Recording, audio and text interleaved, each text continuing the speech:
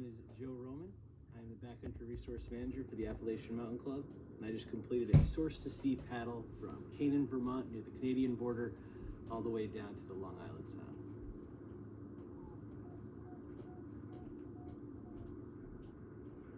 Bittersweet.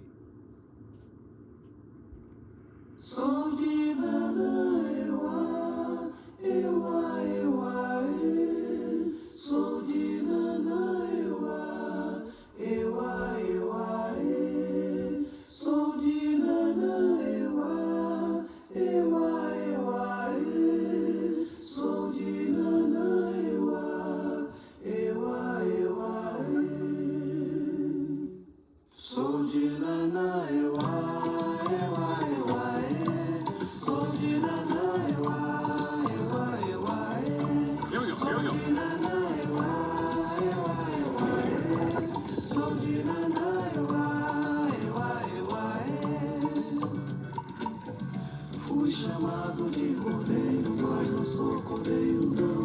Preferi ficar calado que falar e levar não. O meu silêncio é uma singela oração, minha santa de fé. Meu cantar, vibram as forças que sustentam meu viver. Meu cantar é um apelo que eu faço a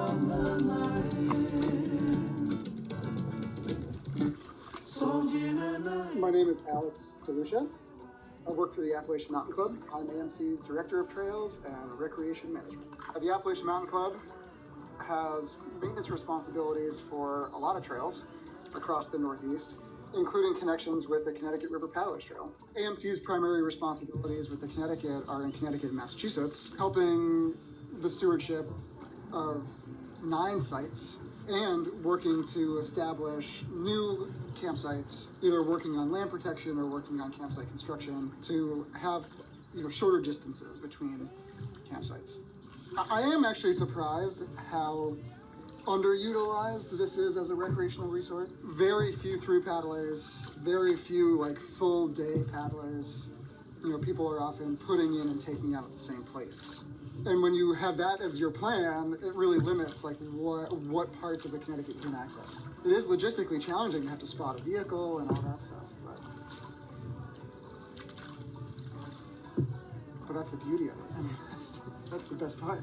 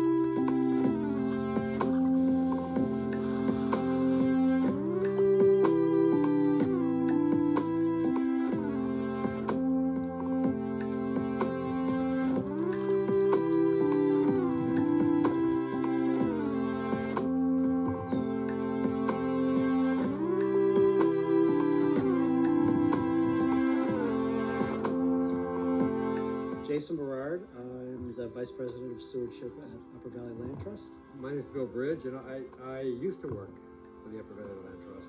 So we have 9 primitive campsites on the Connecticut River. In our whole service area, if you're talking more about the rest of the land protection work we do, we've protected 60,000 acres of land and 250 miles of trails. We see the river as the place that unites us all. And the resources we're trying to protect, whether that's prime soils from farmland, forest land, wetland, places to learn and play, that is all here because of the river. And so, yeah, that's really our MO. That's our reason for being, is protecting those resources that the river provides. times.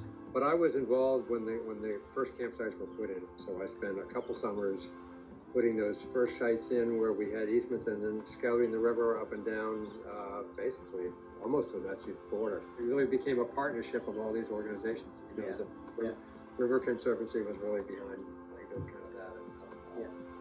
And yeah, I think Vermont River Conservancy really started thinking about ways to expand the network of campsites and really move it along the entire river. The river has been improving now for, what, 60 years probably. Ever since the Clean Water Act, it's been better and better. But it's been really encouraging to see the communities turn their face back towards the river and really make that an asset of the community. And I hope that, you know, we continue to try and protect the things that make the river special, that make the communities along the river special, so that it's still here and still serving, still providing us with all of this joy. So yeah, I have a love affair with the river, no question about it. You know, normally it's swimmable almost every day of the summer. It was just around dusk. The gray tree frogs were so loud. I mean, you think that this is a quiet, serene experience on the river, and it is, but there are times when the nature is just so loud. But seeing the sun going down and the way that the light was playing on the water and just listening to those tree frogs, like, that's what gets me through a work week. Totally. Yeah. It was amazing. That was a moment.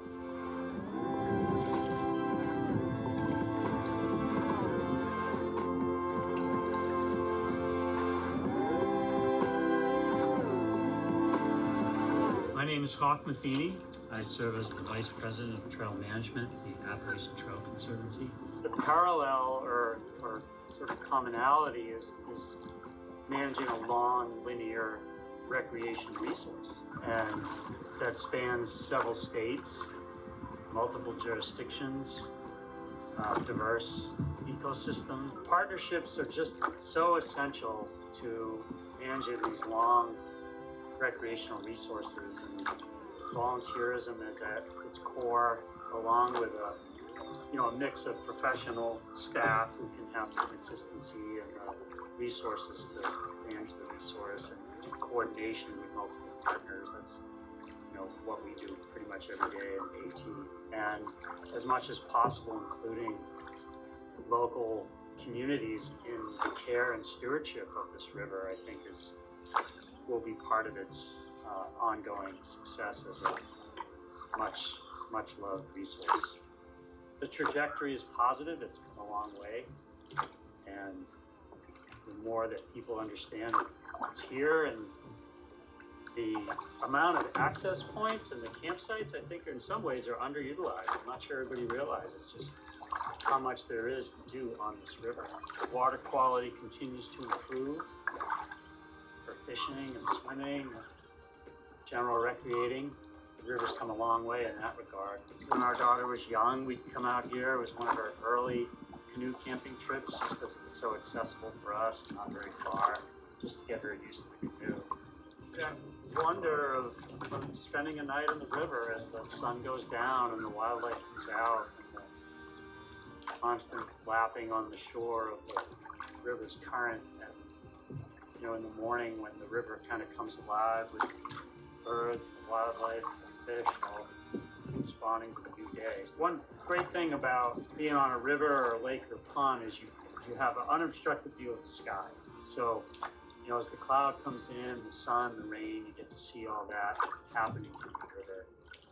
The activity along the shoreline is always engaging, from birds to wildlife to vegetation, different ecosystems that you paddle through. I always found interesting.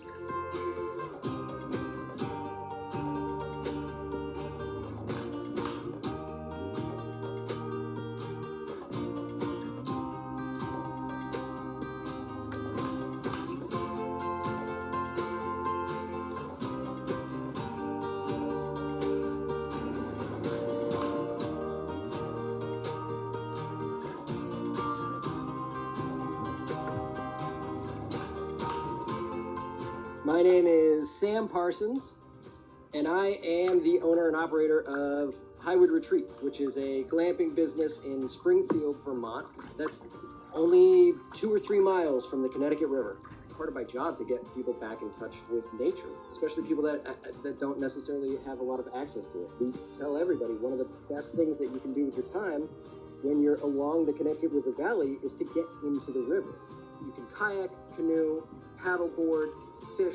There are so many great camping spots to just take a lunch and watch the river. I've got Vermont on my right. I've got New Hampshire on my left. The sky is wide open. And a blue heron just flew feet from me. Yeah, I'm having a pretty good day.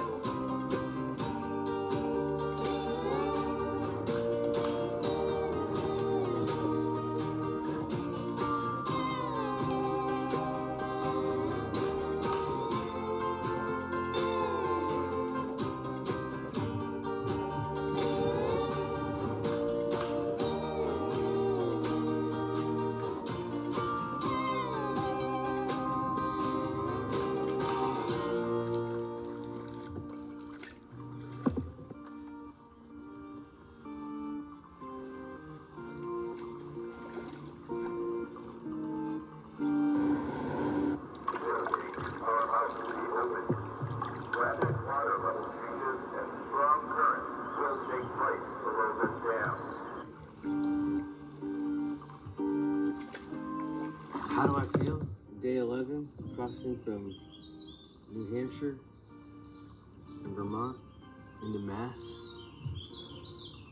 It feels good.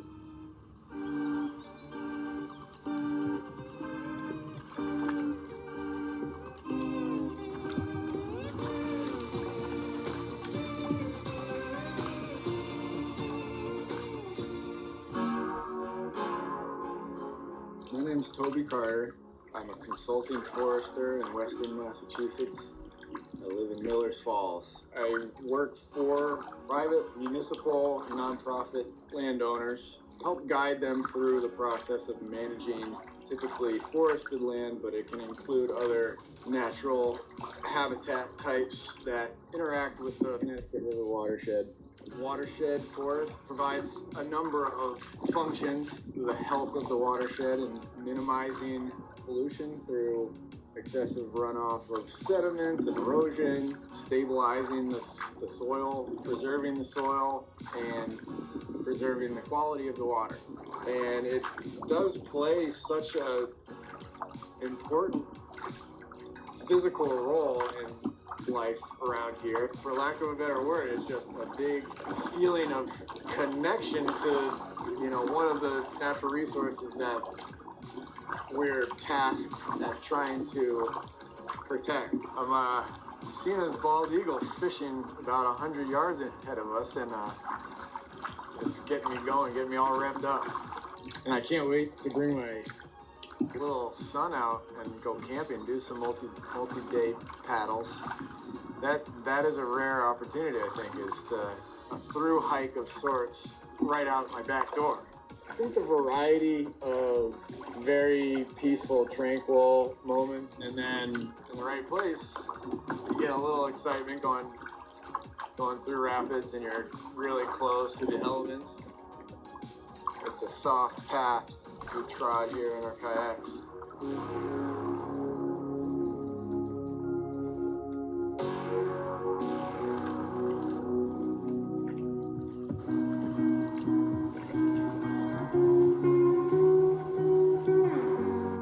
Gabrielle Chevalier. I'm with the Connecticut River Conservancy, and I'm currently serving as our Recreation Access and Restoration Program Manager. So the Connecticut River Conservancy is one of the partner organizations that manages the Connecticut River Paddlers Trail throughout the 4 states and along the 410 miles of our river. As an environmental nonprofit, we work to promote clean rivers, healthy habitats, and resilient communities. A lot of the work that we do focuses on how to make recreation for through paddlers and folks on the Connecticut River more accessible through the development of access sites and the creation of new campsites along the river.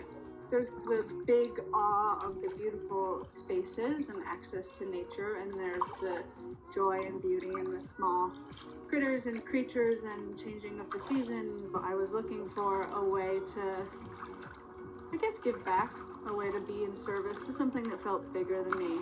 I've done a lot of water quality monitoring and invasive species removal and restoration projects, so continuously drawn to supporting this place that feels really important to me.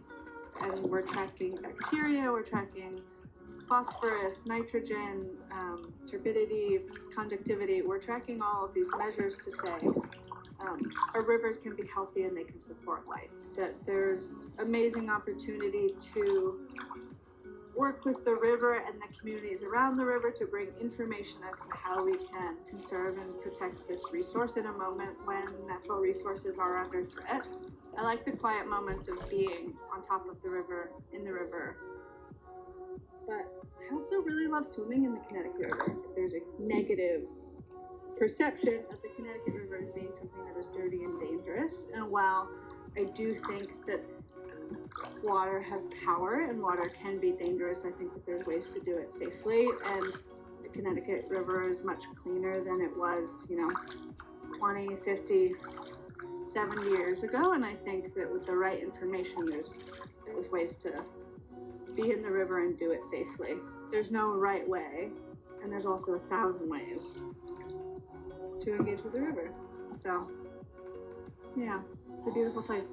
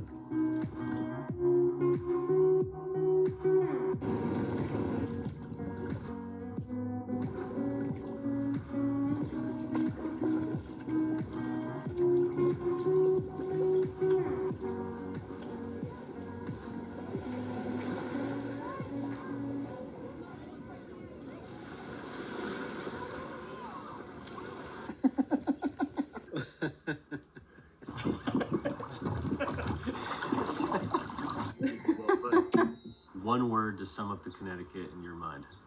One word to sum up the Connecticut? One word for the Connecticut River. It's home to me. That's Home. exactly what I would say, home. That's exactly what I was thinking. Gorgeous. It's home. I'd say private. Hopeful.